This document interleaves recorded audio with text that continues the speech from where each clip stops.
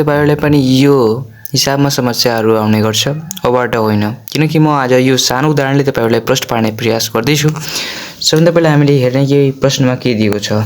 हामीले बी को डिस्टेन्स कति हुन्छ भनी प्रश्न गरिएको छ। त हामीले यो पोसिबिलिटी हेर्ने कि कुन तरिकाले बी को मान पत्ता लगाउन सक्छौं।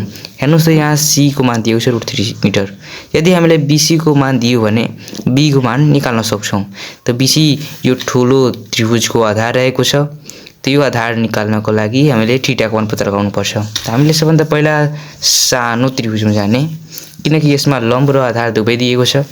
त्यसमा हामीले p = √3 मिटर, b = √3 मिटर अनि थीटा को मान पत्ता लगाउनु छ। त tan थीटा को फर्मुला लगाउने, tan थीटा = p/b = √3/√3, यानी कि tan थीटा = 1।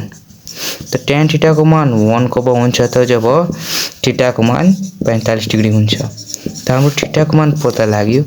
अब हामी ठूलो त्रिभुजमा इन ट्रायंगल ABC, यहाँ p को मान दिएको छ 3 मिटर अनि b को मान हामीलाई पत्ता लगाउनु छ। थीटा को मान 45 डिग्री दिएको छ। अब हामीले tan थीटा को नै फर्मुला लगाउने, tan थीटा = p/b। त tan थीटा = p/b, त tan थीटा को यानी कि थीटा को मान दिएको छ 45 डिग्री = 3/b। यहाँ tan 45 डिग्री को मान 1 हुन्छ। त 1 * b = 3। त हाम्रो बेस को मान पनि आइसकेको छ 3 मिटर। त हामीले b को मान अब निकाल्न सक्छौं। b = bc - c। यहाँ bc दिएको छ 3 - √3। √3 को 1.732 हुन्छ। त लास्टमा आन्सर आउँछ 1.268 मिटर।